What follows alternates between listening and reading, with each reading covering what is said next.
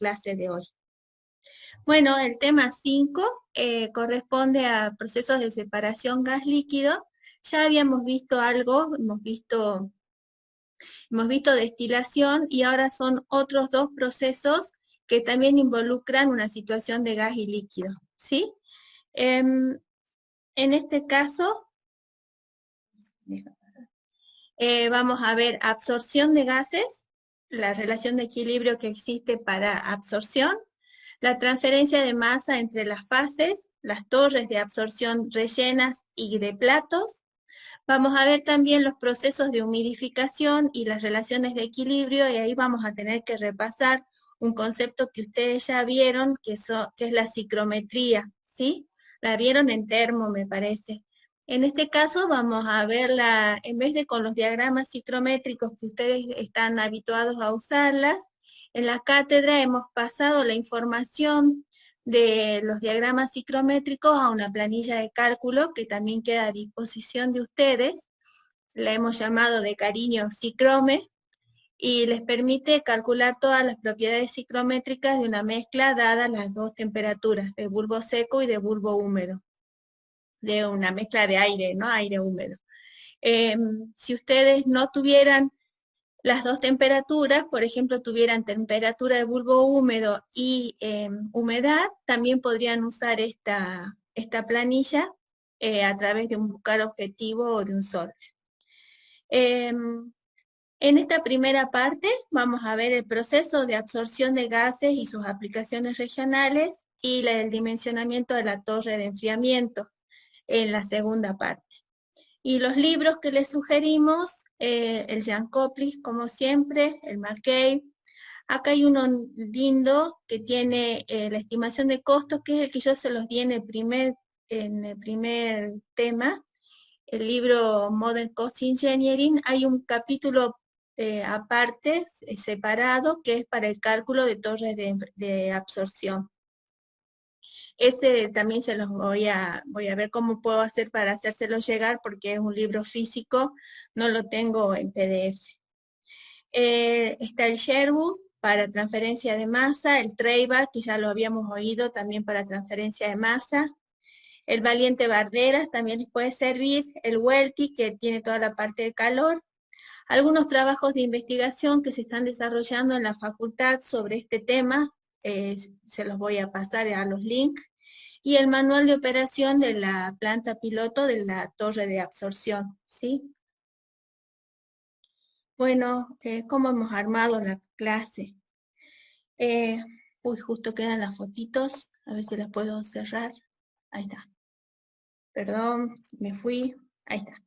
Hemos armado la clase hablando primero de la ubicación, de dónde está el equipo de absorción dentro de un proceso industrial, algunos ejemplos, cómo son los equipos, el cálculo de las torres, la verificación de las torres y cómo se hace el cálculo de las inversiones para una torre de absorción. Esta que ustedes observan ahí es una torre de absorción. Fíjense que es similar al formato que veíamos de las torres de destilación. En este caso, estas juntas que se ven apenitas acá, marcarían o los platos o los niveles de relleno. En general son torres de relleno. Pero acá no tenemos una entrada lateral y dos salidas, la de tope y la de fondo, sino que tenemos dos entradas en el fondo y dos entradas en el tope, ¿sí? O sea, una entrada y una salida en el tope y en el fondo.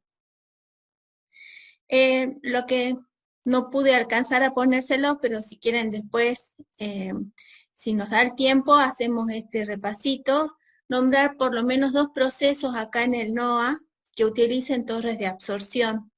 Les doy la más conocida, son las torres de endulzamiento de gas natural que tenemos en el norte, en la zona de Tartagal. El gas natural puede tener algo de azufre, de sulfuro de hidrógeno, entonces se hace pasar por una solución de dietilenamina para retirarle este azufre que pueda tener el gas natural. El azufre presente en el gas natural puede picar las cañerías de los gasoductos, lo cual sería muy contraproducente, entonces por eso se elimina antes de que pase al gasoducto. Ese sería como el ejemplo más importante de ejemplo de absorción en el norte del país. Los elementos de relleno, bueno, creo que ustedes ya los vieron con Marisol y con Angélica y con Darío. Creo que Dolores también les dio clase de esto. Vieron sillas de montar, anillos rashing, anillos de metal, de vidrio, de cerámico, de distintos materiales, ¿sí? A eso se refiere con los elementos de relleno y de qué material están realizados.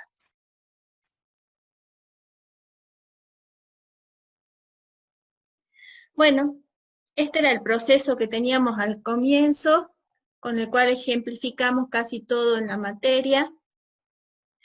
Recibimos materias primas, acondicionamos los materiales, tenemos el equipo de transformación principal, que acá está representado como como un reactor, pero puede ser cualquiera. Tenemos un equipo de separación o de purificación, y una purificación final para obtener los productos y los subproductos o los residuos. Bueno, en general, las torres de absorción están ubicadas en esta etapa de separación de productos y de materiales primas o de materias primas que no hayan reaccionado, o en la última etapa de la purificación final de las corrientes de productos. En general, no siempre es un equipo principal, sí está o en la preparación de los productos para la salida o en el acondicionamiento de las materias primas, ¿sí? No siempre la torre de absorción es el equipo principal. En el único caso que yo lo vi como equipo principal fue en una planta que estuvo funcionando un tiempo en el Parque Industrial de Güemes, donde se producía hipoclorito de sodio, ¿sí? Vendría bárbaro ahora para la cantidad industrial de lavandina que se está usando, y se hacía justamente por un proceso de absorción.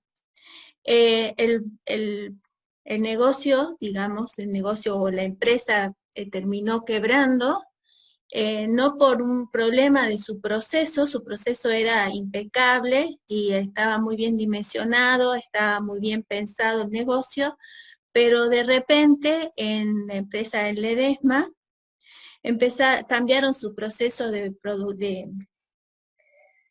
blanqueo de las hojas de papel, cambiaron la forma de blanquear las hojas de papel, y un subproducto que se generaba en ese nuevo proceso era el hipoclorito de sodio.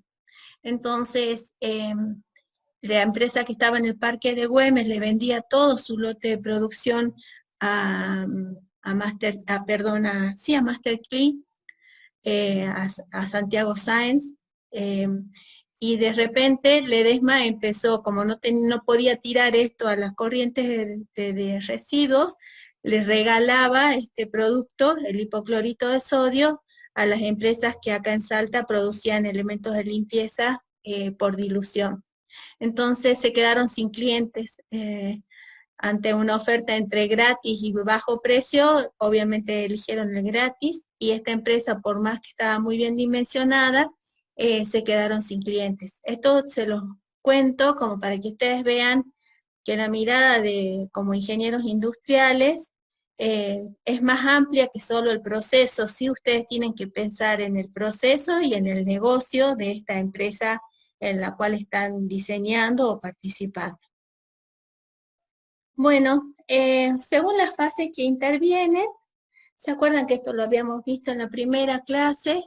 Se trata hay dos fases, hay una fase gaseosa y hay una fase líquida, y la operación se llama absorción o desorción. Si es que está pasando el gas a la fase líquida, o si está pasando el gas que estaba disuelto en el líquido a la fase gaseosa, ¿sí?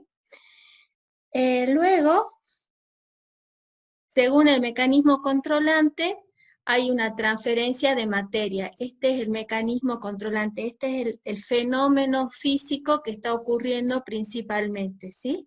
Puede haber algo de transmisión de calor, puede haber algo, o sea, las dos en simultáneo, pero lo básico es la transferencia de materia. Inclusive, para eliminar la transmisión de calor en los cálculos, lo que se hace es mantener refrigeradas estas torres para mantener una temperatura constante. Algunos ejemplos, bueno, como les contaba, de los temas que se están investigando en la facultad sobre absorción. Esta torrecita de absorción era la de la planta de Güemes que les comentaba, ¿sí? Y estas ya son más grandes de las plantas petroquímicas que están en el norte. Algunas de las investigaciones que se están llevando a cabo, por ejemplo, es la producción de ácido bórico por dilución de ulexita con trióxido de azufre gaseoso.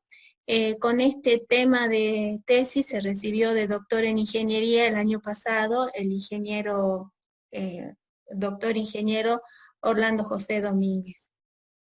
Después, diseño de procesos, producción de ácido bórico por disolución de ulexita con dióxido de carbono, también es otro trabajo de la tesis doctoral del ingeniero Domínguez, y otro trabajo que se está llevando a cabo es el endulzamiento de gas natural con aminas, que era el ejemplo que les comentaba, y en este caso el equipo de investigación de la doctora Herman lo que hace es simulación de este proceso a través de HISIS, ¿sí?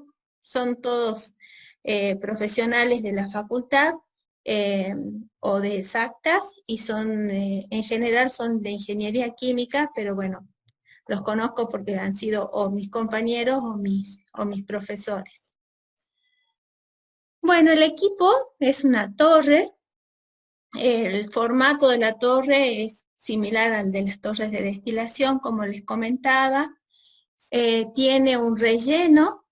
Está soportado ese relleno sobre una rejilla, acá abajo hay como una rejilla metálica para soportar el peso del relleno. Está perforada obviamente para que puedan circular los fluidos y tiene que tener la resistencia mecánica y química para no verse afectada ni por el peso del relleno ni por los materiales que están circulando.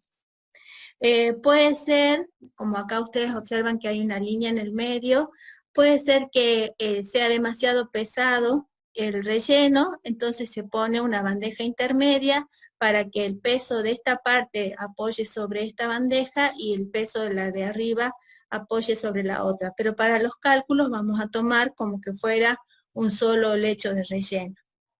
El relleno puede estar colocado al azar, simplemente se saca el tope de la torre y se hace descargar el material pieza por pieza, digamos, son pequeñas, son del tamaño de un anillo o capaz que un poquito más grandes. Se dejan caer acá al azar, ese sería el formato, y la otra forma es que nuestro proveedor de rellenos ya nos los venda como si fueran discos. Entonces uno pone una grúa acá arriba y va descargando los discos que se van amontonando uno sobre el otro para conformar el relleno. Acá les muestro entonces los distintos pack de relleno, ven que son discos que uno va colocando uno arriba del otro para conformar la estructura. Pueden ser metálicos, pueden ser plásticos, pueden ser de cerámica, de distintos materiales, ¿sí? Lo que tienen acá abajo es un proveedor de este tipo de materiales, SUSLED, y esta es la página web donde pueden encontrar los distintos productos que ofrecen.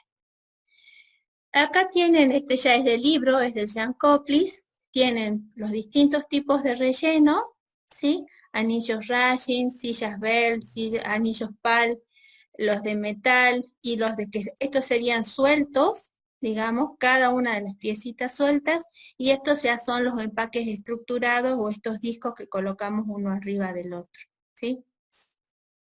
Lo que ustedes van a tener acá como información es de qué material está hecho, el tamaño, la fracción de vacío, cuánto hueco queda entre una pieza y la otra cuando lo colocan, el área superficial, el factor de empaque, si es que quedan justitos, o sea, cuánto pie de superficie ofrecen por metro cuadrado, y el coeficiente de transferencia que tiene cada uno de estos rellenos, ¿sí?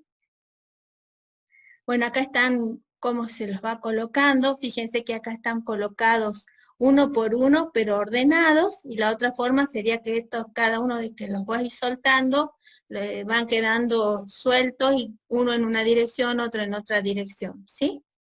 Hay que evitar que se canalice, o sea, si están todos así de ordenaditos, el fluido va a bajar directamente y no va a aprovechar la superficie que le estaba dando este relleno. Es importante también acá que ustedes tengan en cuenta cómo cargamos el relleno. Fíjense si son de cerámico o son de vidrio. Y la torre mide 40 metros.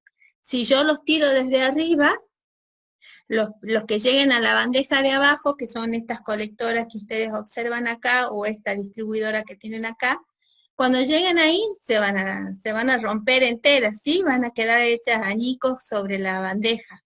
Entonces, el profesor que nos enseñaba este tema a nosotros, que era el ingeniero Mercado Fuentes, nos comentaba que la solución que habían encontrado en planta para esta carga del relleno en las torres era inundar la torre con agua hasta arriba y entonces dejar caer estas piecitas y por la presencia del agua las piezas caían mucho más lentamente y no se rompían cuando iban llegando hasta la bandeja. Luego sacan el agua y si el fluido que ustedes estaban por hacer pasar o el gas que tienen que hacer pasar se contaminaba con agua, luego entonces hacen pasar una corrida de nitrógeno para secar toda la torre y recién comenzar el proceso. Como ven, los tiempos de preparación del equipo hay que tenerlos en cuenta cuando empezamos la marcha del equipo. Lo que ven acá serían, bueno, cómo están ubicados los de relleno. Esta es la bandeja de abajo. Y arriba, eso me olvidé de explicarles, está entrando por acá arriba un líquido, ¿sí? Para que no se canalice, yo acá arriba voy a tener un distribuidor de líquido, como si fuera la ducha, ¿sí? Como si fuera ¿cómo se llama? La flor de la ducha, que está acá arriba, para que el fluido moje todo el relleno que está acá abajo, ¿sí?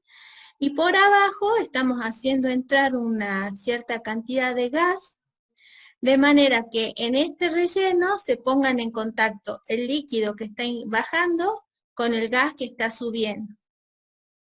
¿Por qué no pongo al revés? ¿Por qué no pongo el líquido por abajo y el gas por arriba? Para aprovechar la gravedad, ¿sí? El líquido por gravedad va a bajar, el gas, además de que yo lo estoy impulsando acá afuera con una bomba, tiene más facilidad que el líquido para subir, ¿sí? Entonces, por eso lo introduzco al líquido por arriba y al gas por abajo. Acá se ponen en contacto. Si es una torre de absorción, algo de lo que hay acá en la fase gaseosa pasa a la fase líquida, ¿sí? Por ejemplo, como yo les contaba, si esto fuera una torre de endulzamiento, el sulfuro de hidrógeno presente en la corriente gaseosa pasa a la corriente de dimetilamina y sale acá, y acá estaría saliendo gas natural purificado.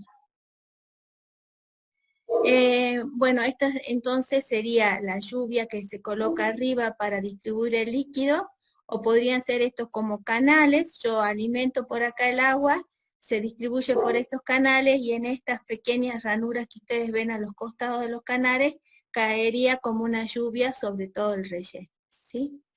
También podríamos usar platos, en el fondo de la torre tenemos un plato para la distribución del gas, ¿sí? Al igual que las hornallas de cocina más o menos, pero en este caso con forma cónica, y por acá alimentamos el gas y se distribuye hacia arriba en todas las direcciones del relleno. También nuestra torre podría ser de platos, y tendríamos los mismos platos que ya vimos en el caso de destilación, ¿sí? Platos perforados o platos con burbujeos, ¿sí? Como los pueden ver en este caso. Sería el mismo formato que una torre de destilación. Bueno, ¿cómo vamos a hacer el cálculo? Yo les comentaba de que tenemos esta metodología que hemos usado en todos los otros casos. Podemos hacer un diseño por coeficiente de transferencia o un diseño por similitud. Luego dimensionamos el equipo y verificamos su performance. Analizamos si la solución es factible, analizamos si técnica y económicamente es factible hacerlo y proponemos una solución final con las especificaciones del equipo. En este caso vamos a hacer un diseño por coeficientes y los coeficientes que vamos a utilizar son los coeficientes de transferencia de materia en un sistema conformado por una fase gaseosa y una fase líquida. El dimensionamiento del equipo, para hacerlo vamos a necesitar los balances de materia, la ecuación de transferencia y la ecuación de equilibrio. En este caso es el equilibrio entre la fase gaseosa y la líquida y nos corresponde o ya sea la ecuación de Henry o algún otro modelo o correlación de datos que represente el equilibrio en esa situación. Luego vamos a hacer el análisis técnico-económico, vamos a ver cuáles son las restricciones operativas que tiene esta torre, hasta qué altura la podemos hacer andar, cuáles van a ser las mejores proporciones de flujo para que circule, y el modelo de cálculo para el costo, que esto es un modelo preliminar, o sea, es un costeo preliminar, y luego habría que hacer el costeo por detalle. Veamos entonces qué es lo que estamos, cómo lo vamos a encarar al problema. Teníamos nuestra torre, nuestra corriente de líquido que va bajando, que moja todo el relleno y baja, y se pone en contacto con una corriente de gas que sube, atraviesa todo el relleno y se pone en contacto con el líquido y sale. Si es una torre de absorción, como les comentaba, algo de la fase gaseosa pasa a la fase líquida, algo, no todo. Y si es una torre de desorción, un gas que estaba presente disuelto en la fase líquida pasa a la fase gaseosa, ¿sí? En este caso, ya me estoy quedando sin tiempo. Esperemos poder avanzar un poco más. En este caso, si nosotros tomáramos una pequeña porción del relleno y la miráramos con lupa, veríamos, supongan que acá hay una lluvia de líquido en contacto con unas burbujas de gas que están subiendo, y nos paramos justo en la interfase donde se ponen en contacto la fase gaseosa con la fase líquida, tendríamos un perfil de concentración que va bajando en la fase gaseosa porque está pasando de la fase gaseosa a la fase líquida, y un perfil de concentración en la fase líquida. En la fase gaseosa la concentración la estamos midiendo como una presión, pero también la podríamos medir como una composición, como un I, ¿sí? En la fase líquida sí la estamos midiendo como una concentración, por ejemplo, kilogramos por litro o moles por litro, ¿sí? Depende del sistema de unidades en que esté trabajando. Como se está absorbiendo, el punto P, esta representación que está acá, está por arriba de la línea de equilibrio. La línea de equilibrio es la que me diría que no pasa más de una fase a la otra. Entonces yo tengo que estar alejado del punto de equilibrio, y esa distancia al punto de equilibrio es la fuerza impulsora con la cual se hace la absorción. Ustedes van a tener en el eje Y las composiciones en la fase gaseosa, medidas en este caso como presión, y en el eje X, la composición en la fase líquida, medida en este caso como CA o concentración de la fase líquida. La pendiente con la cual yo tengo que unir el punto que estoy analizando con el equilibrio está vinculado con los coeficientes de transferencia de materias de la fase líquida sobre la fase gaseosa, ¿sí? Esta pendiente, esta línea tiene una determinada inclinación, y esa inclinación depende de los coeficientes de transferencia de materia de las fases. Yo esta transparencia se la robé a Marisol, o sea que estoy segura que ustedes ya la vieron, ¿sí? Porque era de las clases de ella. Solamente que la acomodé un poquito para que quede con el formato para esta materia. Teníamos entonces que la transferencia de materia, de masa, en la fase gaseosa depende del coeficiente de transferencia por la diferencia de presiones que tenga entre el punto inicial y el punto de la interfase.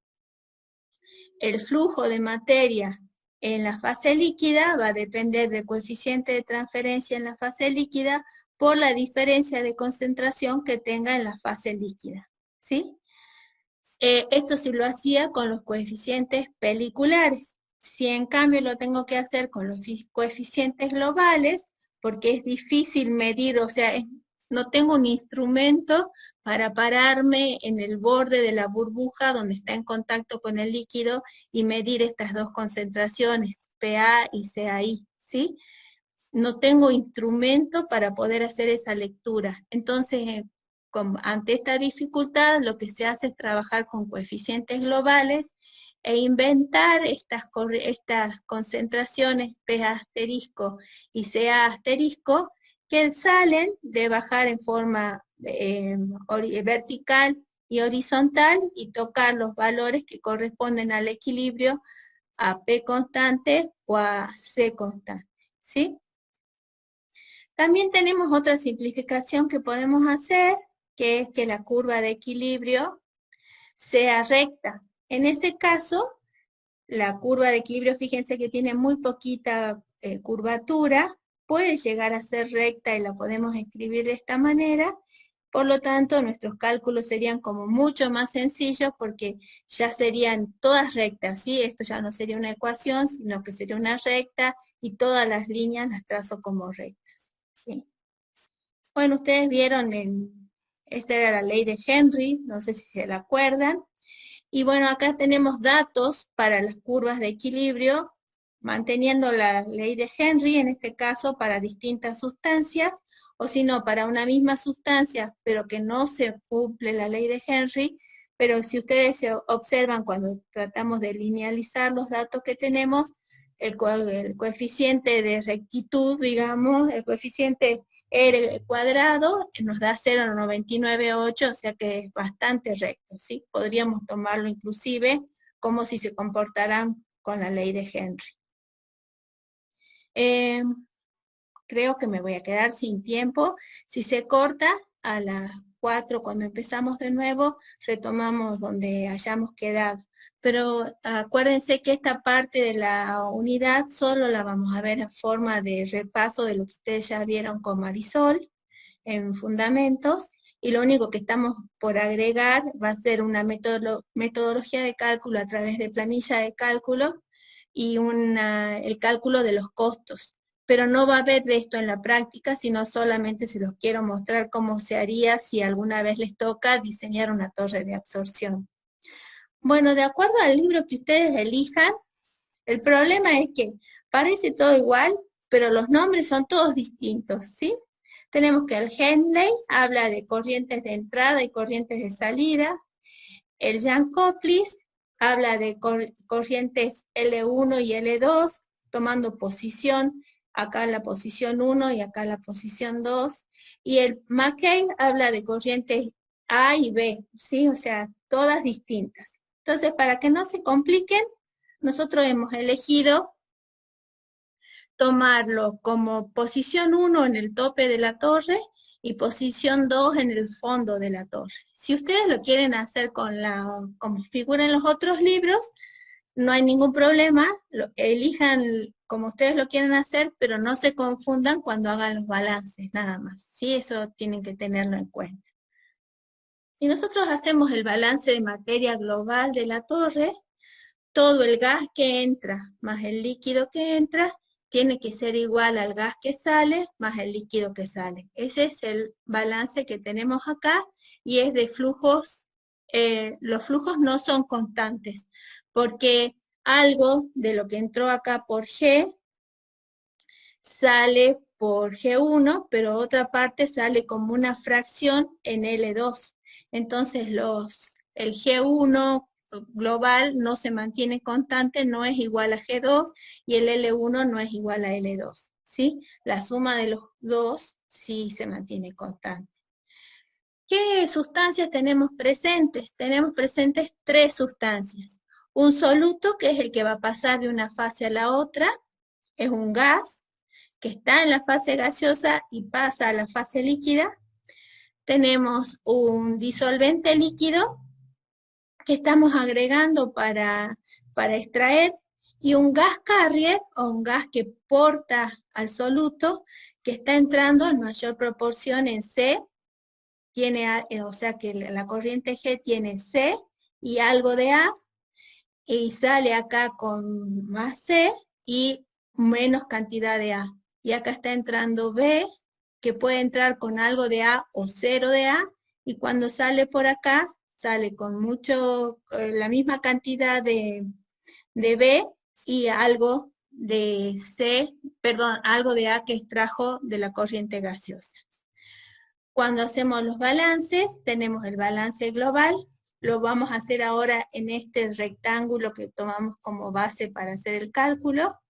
Hacemos el balance y nos da, y hacemos el balance particular para el soluto, y el problema es que nos da una curva de operación, no una línea de operación, porque los flujos no se mantienen constantes. Si la dibujamos, vamos a encontrar una curva de operación, que es la roja, y una línea de equilibrio, que es la línea celeste. Con eso lo que hacemos, lo que podríamos hacer para solucionarlo es trabajar con flujos molares constantes, libres de soluto, y en ese caso nos van a quedar la línea de operación como una recta. Bueno, dejemos acá y nos vemos a las 4 así. Bueno, habíamos quedado entonces en que podíamos trabajar utilizando los coeficientes, los flujos libres de soluto. O sea, supongan que tienen una solución al 3% de un gas en un líquido.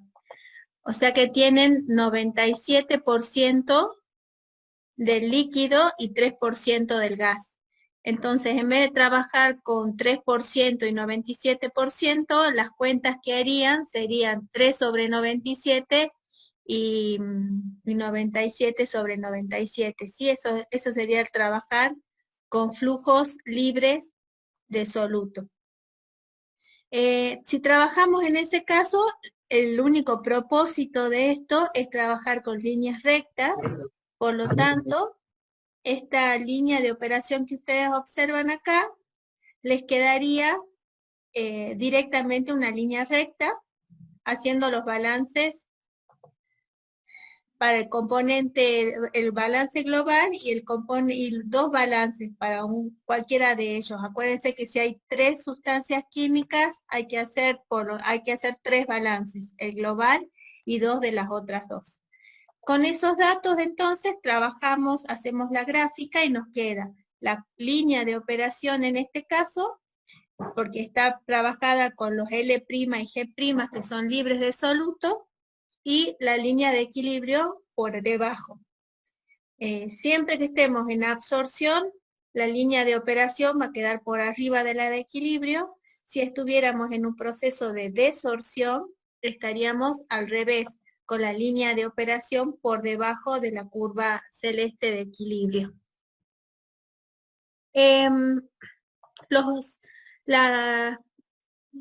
Las condiciones de operación para absorción y desorción, a pesar de que son la misma operación, una inversa de la otra, las condiciones de operación para estas dos operaciones son totalmente contrarias.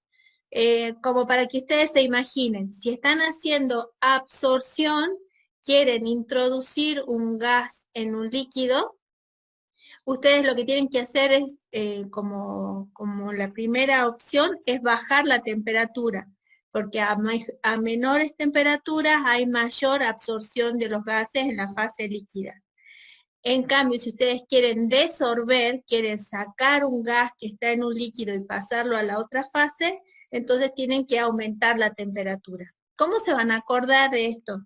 No se lo van a olvidar más, porque seguramente a ustedes han tomado alguna vez gaseosa caliente, ¿sí? Lo primero que uno siente cuando toma una gaseosa que está caliente es que le falta gas. Y obviamente si eso fue lo que pasó, todo el dióxido de carbono que tenía la gaseosa, como se calentó, pasó a la fase aire, ¿sí? Así que con eso no se van a olvidar cómo tienen que hacer para mejorar las condiciones de operación de la absorción o de la desorción. Bueno, ¿cómo operamos? Hay una situación, esta línea de operación tiene una determinada pendiente que está dada por esta L sobre G, L' sobre G', si es una recta, o sea, si estamos trabajando con flujos libres de soluto. Si nosotros la tomamos como una recta, hay una pendiente mínima, que es cuando esta línea roja tiene tal inclinación que toca en algún punto a la línea de equilibrio. ¿Se acuerdan que en ese caso, lo mismo que en destilación, cuando la línea de operación toca a la línea de equilibrio, tenemos una torre infinitamente alta, ¿sí? Porque la fuerza impulsora en ese punto es 0.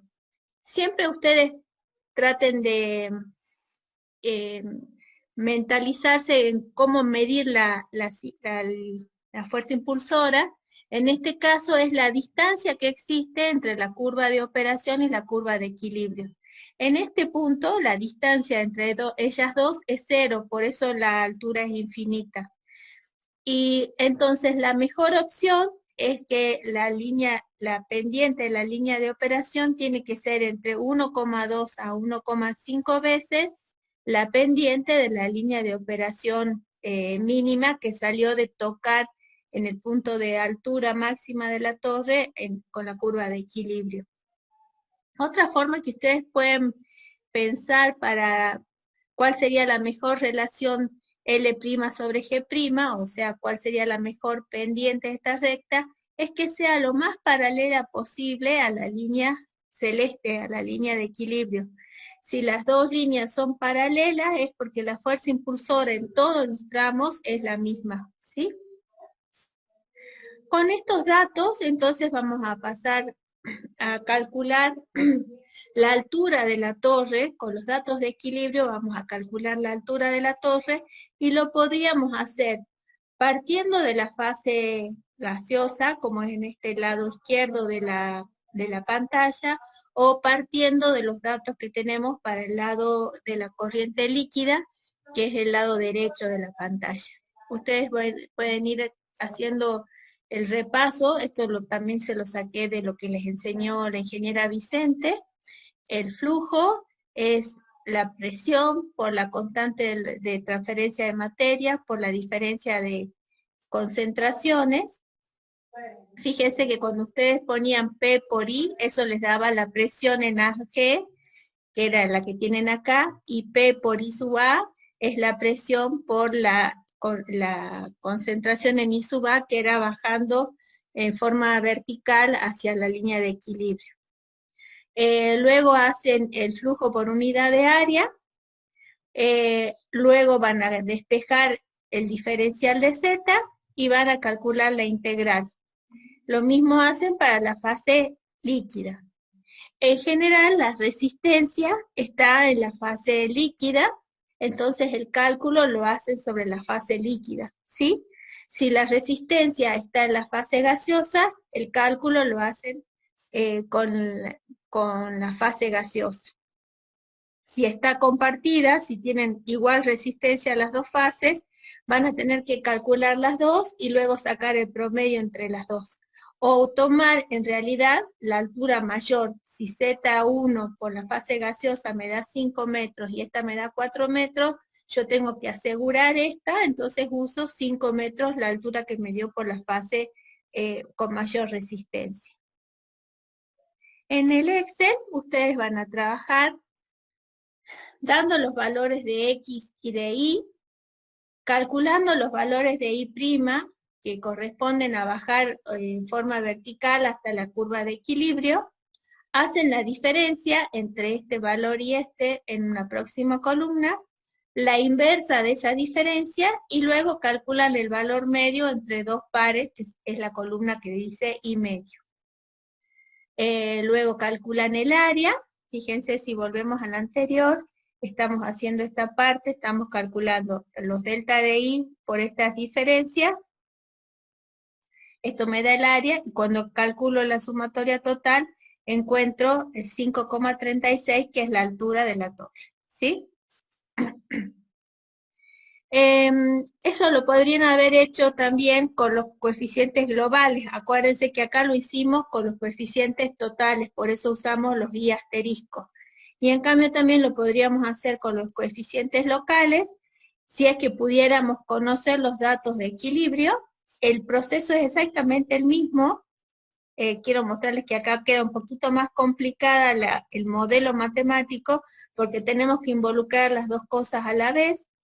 Y el cálculo se hace con esta es la línea de equilibrio, esta es la línea de operación, y se van haciendo las líneas que van de un punto al otro, con lo que corresponde a los coeficientes periculares de transferencia de cada una de las fases conjugadas, ¿sí? Por eso tenemos una participación de cada una de ellas. Nosotros no vamos a hacer práctico de esto, y si lo tuviéramos que hacer, lo haríamos con los coeficientes globales, que son más sencillos de trabajar en las planillas de cálculo, pero se podría hacer de las dos formas. Algunas ecuaciones analíticas, si nosotros lo tuviéramos a todo, fíjense, la línea de operación como un balance y como una recta, y la línea de equilibrio con la ley de Henry, podríamos encontrar una ecuación matemática del tipo logarítmica para el cálculo de la altura de una torre, ¿sí? Esta es una fórmula analítica para el cálculo. ¿Qué tenemos que tener en cuenta con las torres de absorción? Si nosotros estamos haciendo circular un gas desde abajo y un líquido desde arriba, si la presión con la que está entrando el gas, o sea, el flujo de gas es mucho mayor que la caída del líquido que está bajando, puede ser que en algún momento deje de salir líquido por abajo, porque el gas los está arrastrando hacia arriba, ¿sí? Eso se llama punto de carga. Además, también dentro del relleno tenemos una pérdida por fricción debido al material y debido a este flujo en contracorriente entre las dos corrientes. Esto que ustedes tienen acá, el delta de P-flow, es el punto de inundación de las torres, que se calcula cuando ustedes observan que arriba la corriente de gas fue tan grande que empieza a salir líquido por arriba, ¿sí? En vez de bajar la lluvia de agua que estaba, o de líquido que estaba descendiendo, empieza a salir por arriba porque el gas está demasiado alta la presión de gas. Si ustedes observan acá en la pendiente de la línea de operación, que la quiero mostrar así la ven, la pendiente de la línea de operación era L sobre G. Si G es muy grande, esto se puede hacer infinito, esto se hace muy chiquito, entonces la pendiente baja mucho y me arrastra todo para arriba. Esos son algunos de los parámetros que hay que tener en cuenta cuando estamos calculando la torre. No es solamente calcular la altura, sino que también tengo que verificar que ese cálculo corresponda a un punto que no inunde la torre. Estas son otras gráficas para ver cómo va variando el delta de P de inundación de acuerdo a la cantidad de G que está circulando en una torre. En cuanto a las inversiones, yo les quiero mostrar, bueno, acá tienen el punto de carga y el punto de inundación. Carga es cuando ya se empieza a ver un líquido en la parte superior, y inundación es cuando ya empieza a salir directamente el agua por arriba o el líquido por arriba sin que pueda descender por el relleno de la torre. En cuanto a las inversiones, uno tiene que pensar en calcular el costo total de una torre de absorción, tiene en cuenta el costo del cuerpo de la torre, que es S/S, y el costo del relleno de la torre, y las plataformas y las escaleras para apoyarlo y para soportarlo, ¿sí? Son fórmulas matemáticas, son fórmulas que están probadas con muchos, o sea, miles de torres instaladas, y con estas fórmulas han podido correlacionar los datos de costos de las torres de estas miles de torres que han sido tomadas para el cálculo, ¿sí? Los coeficientes y los exponentes, todos dependen de las unidades en que uno ponga el resto de las propiedades de la torre, o sea, si estamos trabajando en sistema internacional o si estamos trabajando en sistema británico, los parámetros van a ir cambiando con cada uno de ellos.